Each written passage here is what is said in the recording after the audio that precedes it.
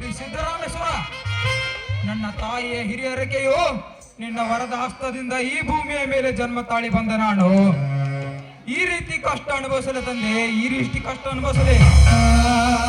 ಮಲ ತಾಯಿಯ ಮಕ್ಕಳಾಗಿ ಬಂದರು ಒಂದೇ ತಾಯಿಯ ಮಕ್ಕಳೆಂದು ನನ್ನ ಹಿರಿಯ ಕಿರಿಯ ಸಹೋದರಿಯರನ್ನು ಇಂದು ಕಾಮುಕರ ಗುಂಡಿನ ಬಲಿಗೆ ಆಹುತಿಯಾಗಿಸಿದೆಯಾ ದೇವಾ? ಹೇಳು ತಂದೆ, ಹೇಳು. ನೌಕರಿ ಸಿಗದೆ ನಾನು ನಿರ್ನಾಗಿದ್ರು ಇದ್ದೊಬ್ಬಳ ತಂಗಿಯನ್ನು ನೋಡಿಕೊಂಡು, ಈ ತಬ್ಬಲಿಯಾದ ಈ ಕಂದನನ್ನು ನೋಡಿಕೊಂಡು ಇವನ ತಂದೆಯ ವಶಕ್ಕೆ ಒಪ್ಪಿಸಬೇಕೆಂದರೆ ಅವನು ಕೂಡ ಹೆಣ್ಣಿನ ಮೋದ ಬಲಿಗೆ ಬಿದ್ದು ಮಗನನ್ನು ಮರೆತು ಎರಡನೇ ಹೆಂಡತಿಯವರನ್ನೇ ಚಕ್ಕಂದ ಹೊಡೆಯುತ್ತಿರುವುದನ್ನು ನೋಡಿ ಹೇಗಪ್ಪ ಸಹಿಸಿಕೊಳ್ಳಲಿ ದೇವಾ, ಹೇಗಪ್ಪ ಸಹಿಸಿಕೊಳ್ಳಲಿ? ತಾಯಿಯನ್ನು ಕಳೆದುಕೊಂಡ ತಬ್ಬಲಿಯಾದ ನಾನು ನಿನಗೆ ಭಾರವಾದನೆಂದು ಭಯಪಡಬೇಡ. ಈ ಪಾಪದ ಪಿಂಡ ಈ ಪುಣ್ಯ ಭರತ ಭೂಮಿಯಲ್ಲಿ ಜನ್ಮ ತಾಳಿ ಬಂದಿದೆ ಎಂದ ಮೇಲೆ ಹೋಟೆಲ್ ಸಪ್ಲೈ ಕೆಲಸ ಮಾಡಿ ಆದರೂ ಹಣ ದೊರಕಿಸಿಕೊಳ್ಳುವೆ. ರವಿ, ಹೌದು ಮಾಮ, ಯಾರೇನು ಮಾಡುವುದು ಅದು ನನ್ನ ಪ್ರಾರಬ್ಧ ಕರ್ಮ. ಆ ಕರ್ಮವೇ ನನ್ನ ಬೆನ್ನಿಗೆ ಬೆಂಗಲವಾಗಿ ಬಂದಿರುವಾಗ ಅದನ್ನು ತಪ್ಪಿಸಲು ಸಾಧ್ಯವೇ? ಈ ನಿನ್ನ ಮಾವ ಇನ್ನೂ ಜೀವಂತವಾಗಿರುವಾಗ ಈ ರೀತಿ ಮಾತನಾಡಬೇಡ ಕಂಡ, ಈ ರೀತಿ ಮಾತನಾಡಬೇಡ. ನಿನ್ನ ತಂದೆ ಕೈಕಾಲಿಗಾದರೂ ಬಿದ್ದು ನಿನ್ನನ್ನು ಅವನ ಬಳಿಗೆ ಒಪ್ಪಿಸುತ್ತೇನೆ.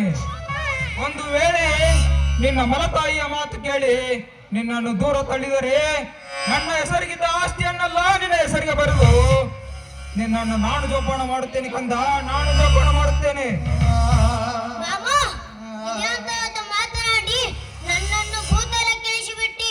ಕಲಿಯುಗದ ಕಾಲ ಭೂಗರ್ಭದ ಒಡಲಲ್ಲಿ ಜನಿಸಿದ ನನ್ನಂತ ಎಷ್ಟೋ ಮಲ ಮಕ್ಕಳು ನೆಲೆ ಇಲ್ಲದೆ ಅಳದಾಡಿ ಜೀತದಾಳಿಯಂತೆ ಹೊಟ್ಟೆಗೆ ಇಡೀ ಅನ್ನವಿಲ್ಲದೆ ಅವರ ಸೇವೆ ಮಾಡಿರುವುದನ್ನು ಇಂದು ಈ ಸಮಾಜವೇ ಮನವರಿತು ಚಿಂತಿಸುತ್ತಿರುವಾಗ ನನ್ನದು ಅದೇ ಸ್ಥಿತಿ ಆಗುವುದು ಮಾಮ. ಬಂದದ್ದನ್ನು ಅನುಭವಿಸಲೇಬೇಕು ಕಂದ, ಬಂದದ್ದನ್ನು ಅನುಭವಿಸಲೇಬೇಕು. ಸತ್ಯಕ್ಕೆ ಕಷ್ಟಕ್ಕೆ ಹೆಗಲು ಕೊಟ್ಟು ವಿಧಿಗೆ ನಾವು ಎದುರಾಗಿ ನಿಂತಾಗಲೇ ಸುಖದ ಮಾರ್ಗ ಸಿಗುವುದು. ಈ ಜೀವನ ಎಂಬುದು ಎರಡು ನೀರಿನ ಮೇಲಿನ ಗುಳ್ಳೆ ಇದ್ದಂತೆ.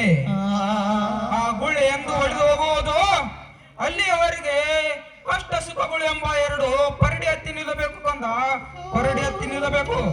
ನಿಜ ಮಾಮ, ನಿಜ.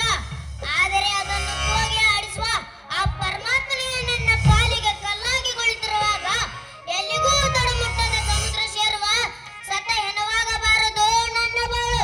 ತಿಂಗಳಿಂದ ಮಗೈಯಲ್ಲಿದ್ದಾನೆ ಎಂಬ ಅರಿವಿಲ್ಲದ ಅವನ ಜೀವನ ಪ್ರೀತಿ ಭಾವ ಸಂಗಮದ ಶಿಖರವೇನೇರಿ ನಗುತ್ತಾ ಕುಳಿತಿರುವಾಗ ಅವನು ನನಗೆ ಮಗನೆಂದು ಅಪ್ಪಿಕೊಳ್ಳುವನೆ?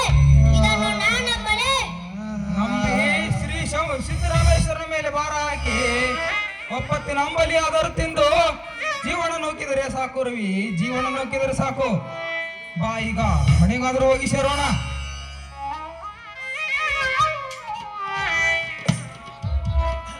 ರಾಜನ ಅಂದರೆ ನೀವೇನಾ? ಹೌದು ಬಾ ಸಿದ್ದಣ್ಣ, ಯಾಕೆ ನನ್ನ ಗುರುತು ಇಷ್ಟು ಬೇಗ ಮರೆಯುತ್ತೇನೋ? ಛೇ, ಹಾಗೇನಲ್ಲ. ಹೌದು, ಈ ಬಾಲಕ ಯಾರು ಇವನು? ಇವನು ನನ್ನ ತಂಗಿಯ ಮಗ ರವಿಕುಮಾರನಲ್ಲವೇ? ಹೌದಾ? ಇಷ್ಟು ದಿವಸ ಇವ ಎಲ್ಲಿದ್ದ? ತಾಯಿಯ ನೆನಪು ಮರೆಯಾಗಿಸುವುದಕ್ಕಾಗಿ ಇವನ ಕಣ್ಣು ಕರೆದುಕೊಂಡು ಇವನನ್ನ ತಂದೆಗೆ ಹೇಳಿ ಬೆಂಗಳೂರಿನಲ್ಲಿ ಇದ್ದ ಸಿದ್ದಣ್ಣ. ಹಾಗಾದರೆ ನಿನ್ನ ಮನೆಯ ಸುಟ್ಟ ವಿಷಯ ನಿನಗೆ ಗೊತ್ತಿಲ್ಲವೇ? ಏನೋ ನನ್ನ ಮನೆ ಸುಟ್ಟು ಹೋಯ್ತೆ.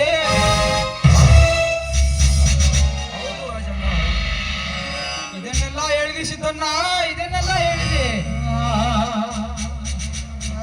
ರಕ್ತ ಸಂಬಂಧದ ಕಿಚ್ಚು ಹಾರಿ ಹೋಯಿತಂದರೆ ಮತ್ತೆ ನನ್ನ ಹೃದಯಕ್ಕೆ ಪ್ರಳಯಾಗ್ನಿ ಸಿದ್ದಣ್ಣ, ಮತ್ತೆ ನನ್ನ ಹೃದಯಾಗ್ನಿ ಸಿದ್ದಣ್ಣ. ಸಿದ್ದಣ್ಣ ಬೇಗ ಹೇಳು, ನನ್ನ ಮನೆಗೆ ಬೆಂಕಿ ಇಟ್ಟ ಘಾತಕರು ಯಾರಂತ? ಸುಟ್ಟ ವಿಷಯನ್ನು ಇನ್ನೂ ಗೊತ್ತಿಲ್ಲ ರಾಜಣ್ಣ. ಆದರೆ ನಿನ್ನ ತಂಗಿ ಮನಸ್ಸು ಕಲ್ಲು ಮಾಡಿಕೊಂಡು ಹುಲಿಯನ ಮನೆಯಲ್ಲಿ ಉಳಿದುಕೊಂಡದ್ದಾಳೆ. ಎಲೆ ದುರ್ವಿದೆಯೇ, ಇಂಥ ಪರಿ ಕಾಡುತ್ತಿರುವೆಯಾ ನನ್ನ ಬಾಳಿಗೆ, ಇಂಥ ಪರಿ ಕಾಡುತ್ತಿರುವೆಯಾ? ಕಳ್ಳು ಬಳ್ಳಿಗೆಲ್ಲ ಕತ್ತರಿಸಿ ಹೋದರು ಇದ್ದೊಬ್ಬಳ ತಂಗಿಯನ್ನು ಜೋಪಾನ ಮಾಡದಷ್ಟು ನಿರ್ಗತಿಕನಾದನೇ ನಾನು, ನಿರ್ಗತಿಕನಾದನೇ.